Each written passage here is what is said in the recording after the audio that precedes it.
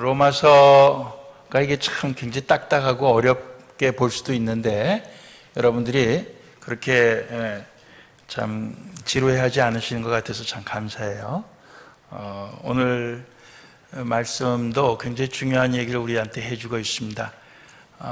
우리 인간은 참 곤고한 자다 하는 말씀을 사도 바울이 했습니다. 곤고하다, 영어로는 wretched, how wretched I am, 그런 말 썼는데요. 그 곤고하다고 하는 말이 달리 표현하면 참 불쌍하다 또는 아주 비참하다, 그런 뜻입니다. 여러분들, 우리 스스로가 참 다른 사람들 앞에서 비참하다, 불쌍하다 이런 생각은 안 들지만은 인간 존재로서 내가 나를 볼 때 또 그런 생각이 들 때가 있고, 또 하나님 앞에서 우리가 그런 생각을 할 때가 있는 것입니다. 사도 바울이 이제 이런 고백을 한 것은 사도 바울이 예수를 믿고 참 따라가면서도 자기 속에 항상 두 가지가 있는 거예요. 하나는 자기의 속마음으로는 선한 일을 하고 싶고 하나님을 따라가고 싶어요. 그런데 또 한쪽에서는 자기의 그 육신의 그 죄 깃든 그 육신을 통해서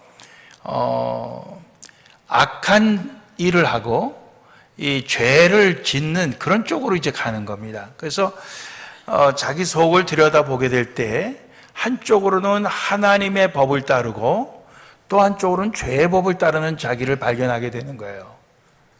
이런 이중성, 선한 것을 원하는 마음은 있지만은 그러나 막상 선한 것을 하려고 하니까 할 수 있는 능력은 없는 거예요. 선한 일을 원하긴 하지만 막상 일을 하고 보니까 반대로 악한 일을 했어요. 그런 것을 이제 사도 바울이 자기 속에서 발견하게 되는 겁니다. 우리가 볼 땐 사도 바울 같이 참 그 훌륭한 믿음의 사람이 어떻게 그럴 수가 있느냐 생각하죠? 근데 여러분들, 우리가 주변에서 보면요, 요즘 훌륭한 목사님들도 어떻게 목사님이 저럴 수가 있느냐, 그런 분들 요즘 많이 봅니다. 예? 근데 사실 우리가 밖에 있는 사람은 그렇게 많이 보지만은 내 속을 들여다보는 거는 우리가 잘 못 들여다봐요. 우리 각자의 속에도 한쪽으로는 선한 생각이 있지만은 그러나 또 한쪽으로는 악한 행동이 있다는 거예요. 생각은 선한 걸 해도 그 생각대로 선한 행동을 하지 못할 때가 많다는 거죠, 우리가. 그래서 우리 인간의 그 이중성을 얘기합니다. 특별히 예수를 믿는 사람들에 있어서의 이중성을 얘기하는 거예요. 예수를 아예 믿기 전에는 이런 것 저런 것 고민하고 따질 필요 없어요. 그저 내가 좋은 대로, 내가 옳다고 생각하는 대로 그냥 해버리면 그만이에요. 그런데 예수를 믿고 보니까 이게 하나님이 원하시는 대로 해야 되겠다 하는 생각이 들고 마음이 생기는 거예요. 그런데 마음과 생각이 있는 것하고 그걸 행동으로 옮기는 것하고는 이것도 별개의 문제더라고요. 그래서 우리 속에서 갈등이 생기는 겁니다. 그래서 유병원 같은 사람, 구원파 같은 사람은 그 갈등을 없애려고 예수를 믿기만 하면 되지 사는 건 아무렇게나 살아도 구원받는다, 그렇게 아예 교리를 만들어 버렸어요. 그러니까 해결이 되고 마는 거예요. 근데 그게 해결이 됩니까? 안 되는 거죠. 그 해결이 안 되는 거예요. 하나님이 말씀하신 해결책은 아니에요. 우리는 그런 그 고민 속에서 살아가게 돼 있어요. 그래서 사도 바울이 오라, 나는 곤고한 자로다, 나는 참 비참하고 나는 불쌍한 자로다, 바울이 그렇게 얘기하면서 이 사망의 몸에서 누가 나를 건져내 줄 수 있겠느냐, 이렇게 얘기를 하는 겁니다. 근데 이 사망의 몸에서, 이 고통의 몸에서, 이 갈등하는 나의 몸에서 나를 건져낼 분이 계시다는 거죠. 그분이 누굽니까? 하나님이셔요. 하나님이 예수 그리스도를 통해서, 성령님을 통해서 우리를 구원해 주시고, 우리를 해방시켜 주시고, 우리에게 새 생명을 주신다 하는 말씀이 오늘 우리가 읽은 말씀 중에 들어있는 핵심적인 내용입니다. 7장 25절 앞부분에 보면 우리 주 예수 그리스도로 말미암아 하나님께 감사하리로다.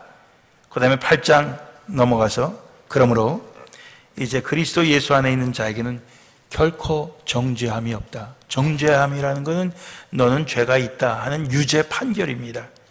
유죄 선고예요. 그 정죄함이 없나니 이는 그리스도 예수 안에 있는 생명의 성령의 법이 죄와 사망의 법에서 너를 해방하였음이라 이렇게 얘기하고 있습니다.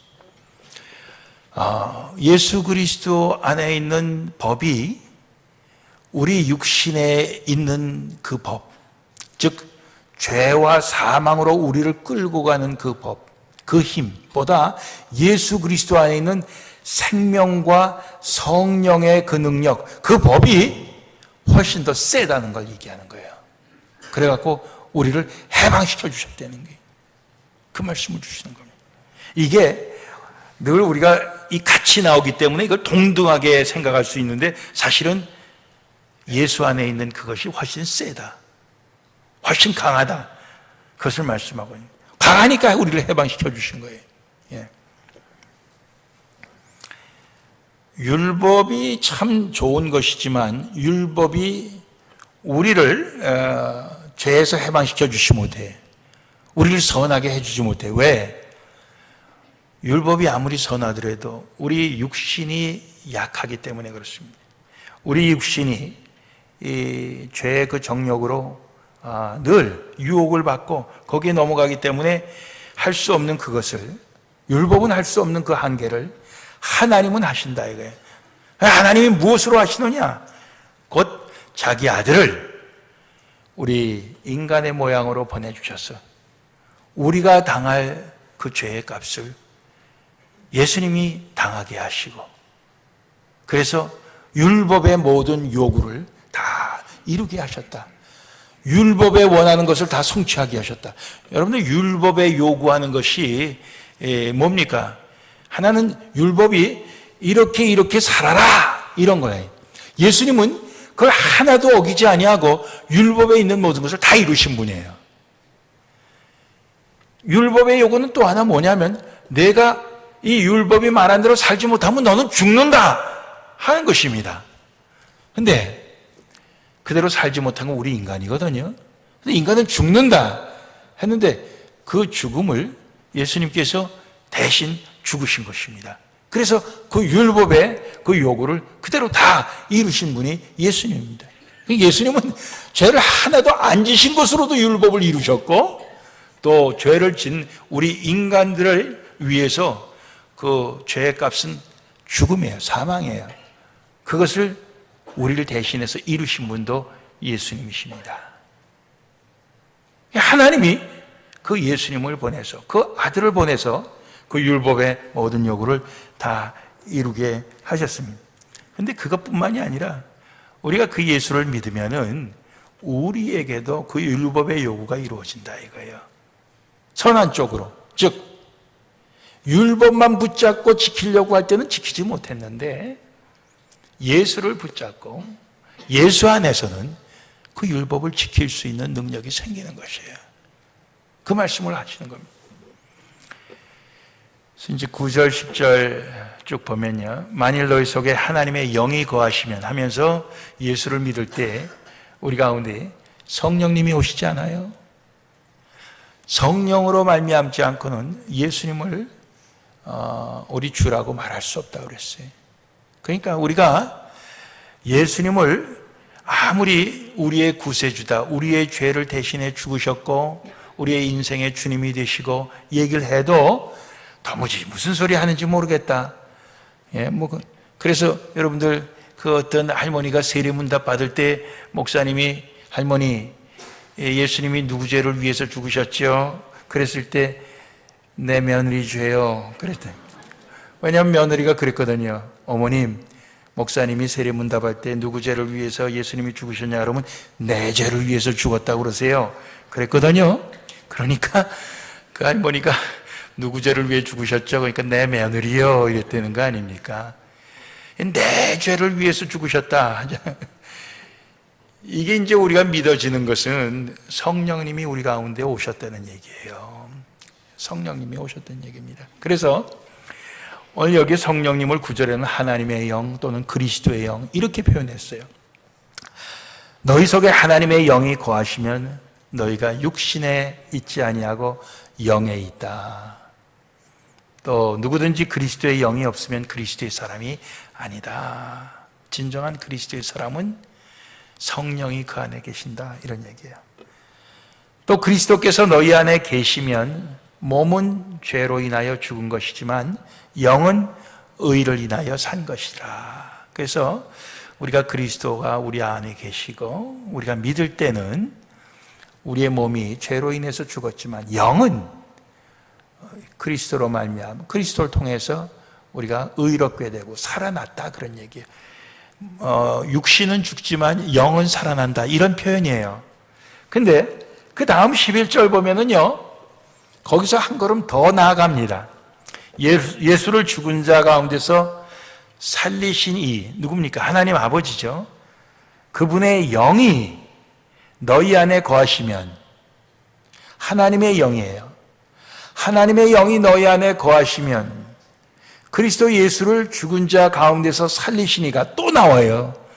부활이란 뜻이죠.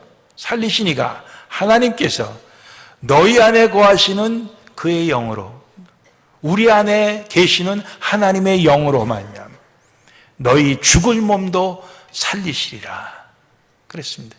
앞부분에는 우리의 육신은 그리스도를 믿으면 죽고 영은 산다고 그랬어요.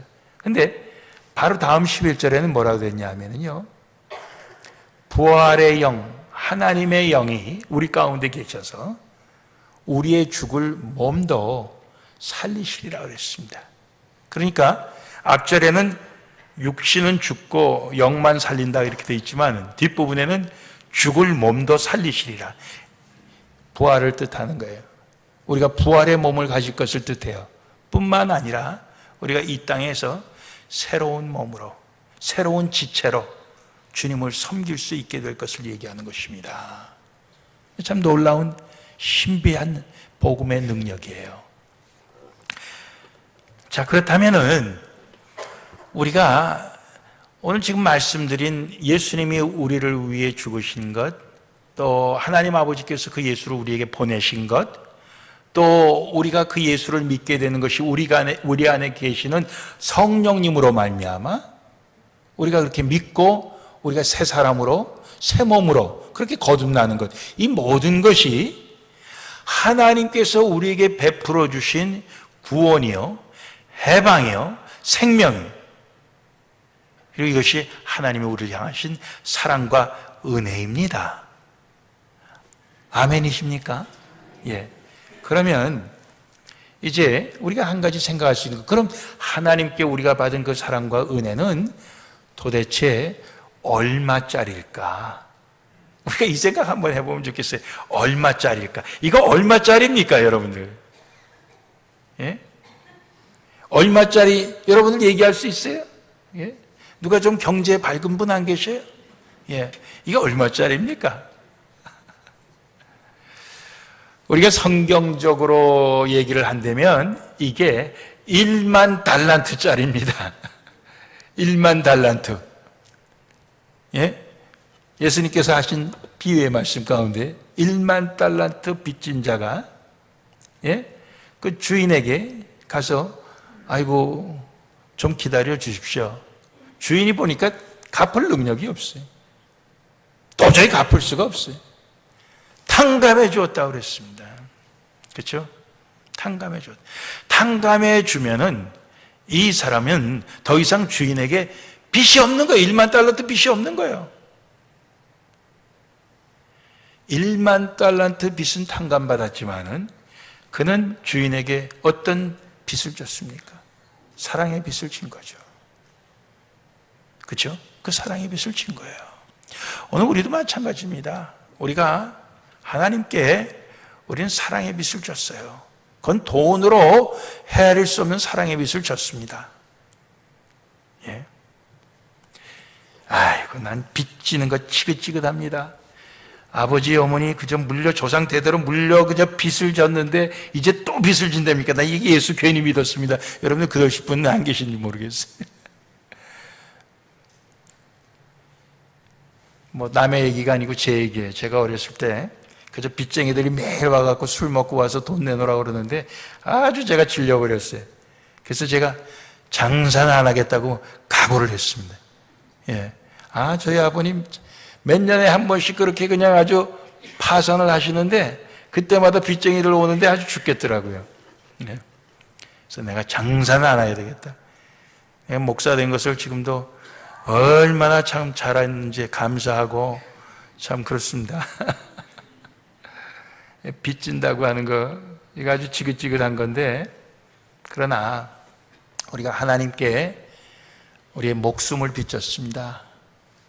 사랑을 빚졌어요. 예. 우리의 인생 전체를 빚진 것입니다. 믿습니까, 여러분들? 예. 그러면 빚진 자로서 우리는 어떻게 살아야 되느냐?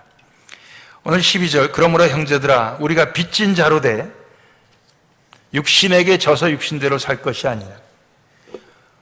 우리가 누구에게 빚을 졌냐? 하나님께 빚을 졌는데, 빚은 하나님에게 졌는데 왜 육신의 욕심 따라서 우리 죄에 매일 지면서 거기에 죄에 복종하면서 살아야 되느냐, 그거예요. 아니라는 거죠. 너희가 육신대로 살면 반드시 죽을 것이로되 영으로서, 성령으로서 몸의 행실을 죽이면 살 것이다. 왜냐하면 하나님의 영으로 인도함을 받는 그들이 곧 하나님의 아들이기 때문에 하나님의 영, 성령으로 인도함을 받아야 된다. 그래서 우리는 다시는 종의 영을 받지 않냐, 하나님을 두려워하는 종의 영을 받지 않냐, 양자, 하나님의 자녀의 영을 받았으므로 하나님을 아빠 이렇게 부를 수 있게 됐다 했어요. 하나님을 그렇게 친근하게, 하나님을 두려움 없이 그냥 그렇게 부를 수 있게 우리는 양자의 영, 성령을 받았다, 이렇게 말씀하시네요. 그래서 우리는 성령의 인도하심을 받아야 하나님께 빚진 자로서 우리의 삶이 마땅한 것입니다.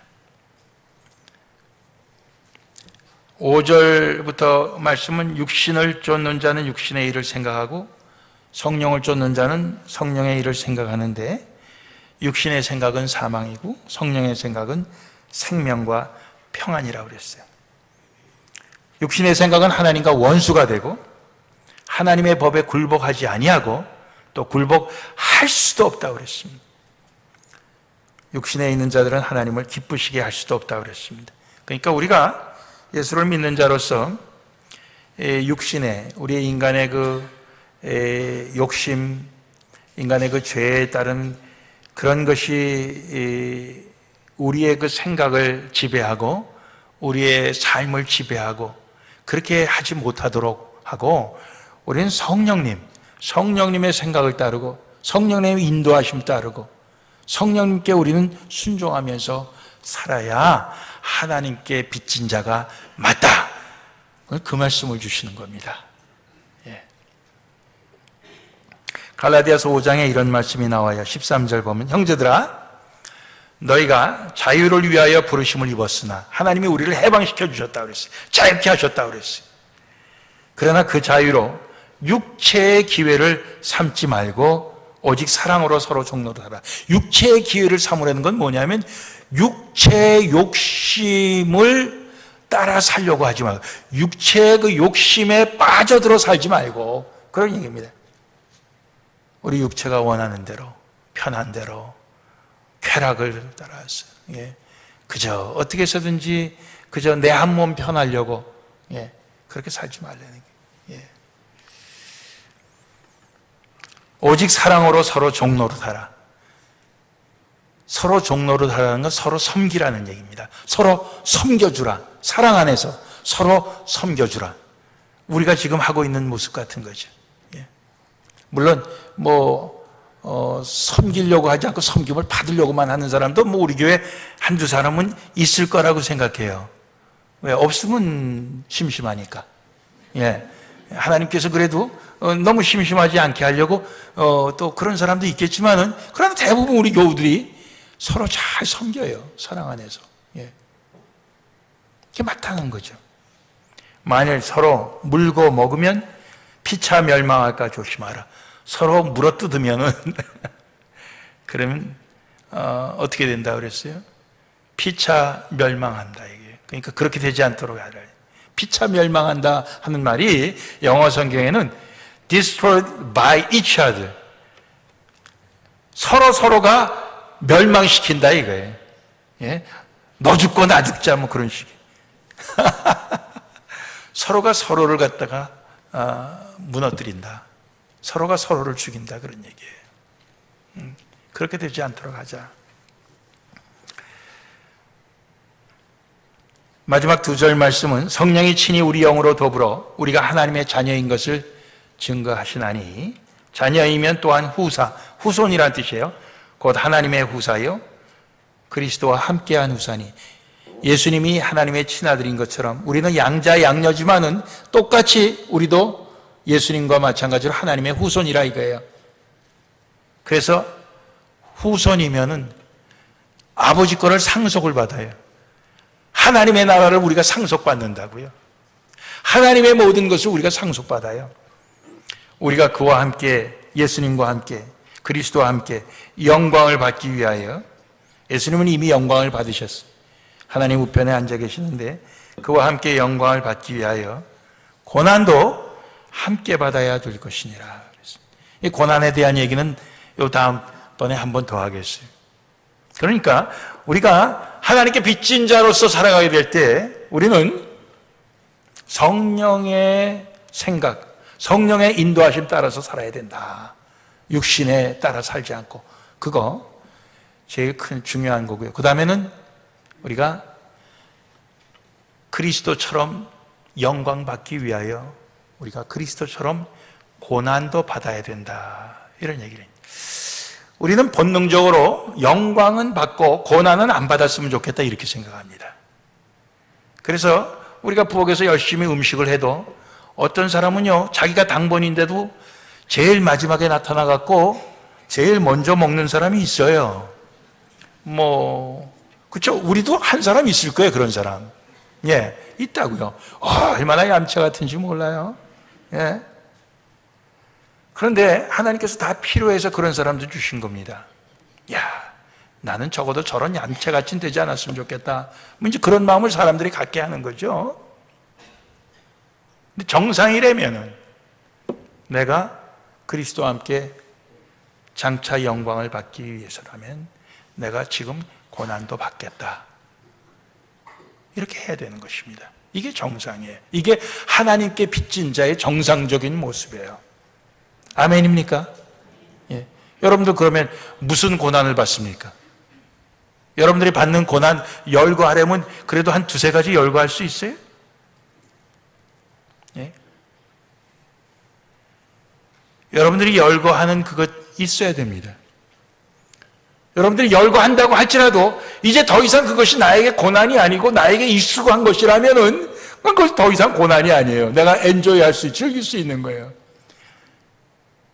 그러면 이제 거기서 한 걸음 더 나가서 또 새롭게 여러분들이 고난이 되는 것을 찾아야 됩니다. 우리 생명 다할 때까지 그렇게 찾아야 돼요. 안주하면 안 되는 거죠. 마지막으로 삭개오 얘기하고 제가 말씀 마치겠습니다. 삭개오가 예수님을 간절히 만나기를 원해서 만났어요. 자기 집으로 모셨어요.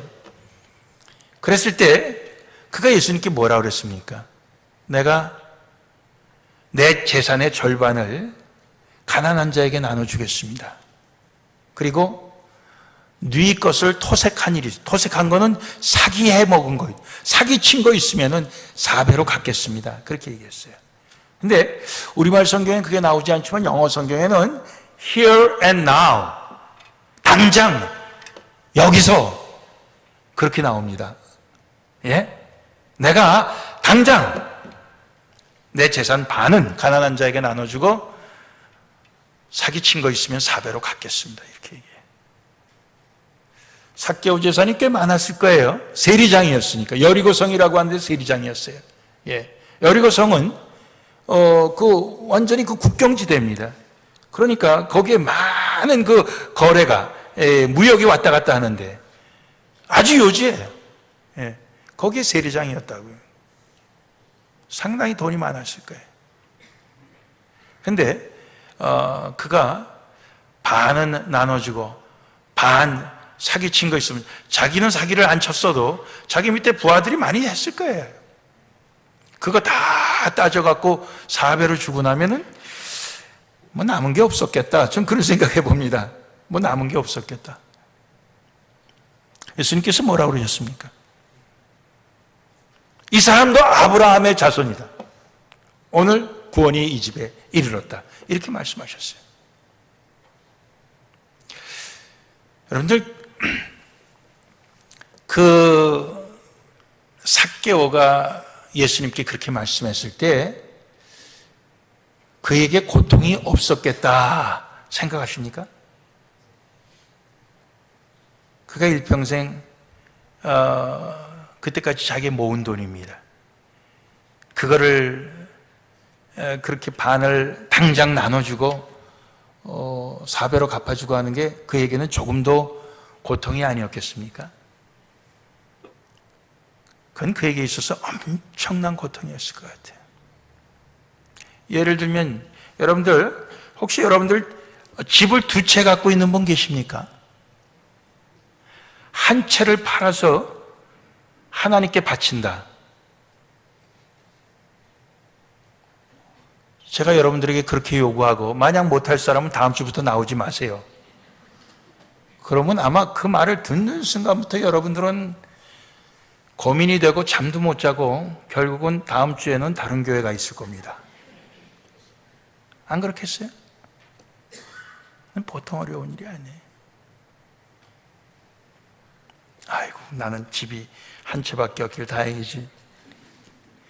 그러나 여러분, 언젠가 하나님께서 바치라고 그럴 때 그 집을 팔아서, 예를 들어 50만 불이면 25만 불 반 바치고 25만 불 갖고 거기에 맞는 뭐 콘도미니엄이나 조그만 거 하나 사갖고 여러분들이 이사를 한다고 하면은, 여러분들 그건 또 쉬운 일입니까?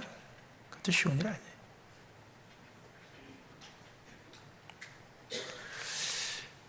그러나 그 모든 것이 고통스러우면서도 할 수 있는 것은 하나님께 내가 빚진 자다. 이 모든 것이 하나님께서 주시지 아니하셨으면 내가 누릴 수 없는 것이다. 이것을 우리가 생각할 때 할 수 있는 거 아니에요? 그러니까 여러분들, 오늘 제목이 빚진 자입니까? 이런 제목이에요. 여러분들, 하나님께 빚진 자입니까? 예? 아멘입니까? 하나님께 빚진 자면은 하나님을 위해서 우리가 무엇을 바치건 헌신하거나 뭐 하는데 우리는 고통스러워도 할 수 있어야 된다고 생각합니다. 예, 할 수 있어야 된다고 생각합니다. 하나님께 빚졌다. 내가 하나님의 은혜라는 말은 수없이 하는데 그 은혜가 뭡니까? 빚진 거예요. 빚진 겁니다. 우리는 하나님께 빚집니다. 뭐 우리가 때때로 그래. 난 빚지고는 못 살아요. 뭐 우리가 그렇게 우리가 얘기를 할 때가 있습니다. 우리는 하나님께 빚지고도 삽니다, 지금. 그러나 이왕 우리가 하나님께 빚지고 사는데 정말 우리가 선한 사업 위해서 힘쓰고 성령님 원하시는 대로 우리가 그 인도하심 따라서 살기를 힘쓰고 또 그리스도의 그 영광 우리도 나눠받기 위해서 그리스도의 그 고난, 그 고통에 우리도 동참하는 데 힘쓰면서 우리가 살아가야 그 제대로 하나님께 빚진 자의 모습이 아니냐, 그 정상적인 모습이 아니냐 그거예요. 예. 플러턴 장로교에 다니면서도 정말 우리가 하나님께 참 이렇게 충성하지 못하고 산다고 그러면은 참 억울한 거라고 생각합니다. 예. 오늘 갈라디아서 5장 14절 말씀을 제가 건너뛰었네요. 온 율법은 내 이웃 사랑하기를 내 몸같이 하라 하신 이 한 말씀, 한 계명에 다 이루었나니, 이루었다는 건 거기에 다 들어있다 그 얘기예요. 거기에 다 이 집약이 돼 있다 그런 말씀. 영어성에 summed up 그런 말 썼는데요. 예. 내 이웃을 내 몸같이 사랑하라. 그 한 말씀에 모든 율법이 다 들어있어요. 그 율법에 그게 기준이에요. 예. 우리가 그렇게 살 수 있기를 원합니다. 프로테스탄트 장로교에 다니면서도 우리가 이웃을 사랑하지 못하고 나만 위해서 산다 그러면은 그건 참 곤란한 거지. 교황이 한국에 왔는데 한 100만 명 모였다고 그래. 근데 너무 오래 기다려서 한 2,000명은 졸도했다고 그럽니다.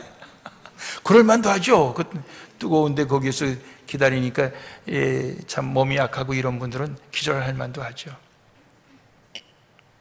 뭐 교황이 인간적으로 훌륭해요. 그래서 참 이번 교황은 참 좋은 교황이 나왔다 뭐 그렇게 생각이 되는데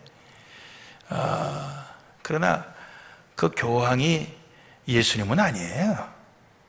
그렇죠? 뭐 교황이 그렇게까지 환영을 받을 만한 인물은 아니라 생각합니다. 뭐 제 생각에는 우리가 교황에게 빚진 게 아니고 예수님께 빚졌죠. 예. 예수님을 정말 그렇게 환영하고 예수님을 그렇게 높이고 예수님께 우리는 순종하면서 살기를 소원합니다. 예. 우리가 다 그렇게 살아서 우리 삶 속에 죄로부터는 해방, 하나님께로는 우리는 충성과 참 그 순종과 모든 하나님 기뻐하시는 이웃사랑의 그 열매들이 우리 가운데 풍성하게 맺기를 소원합니다. 기도하시겠습니다.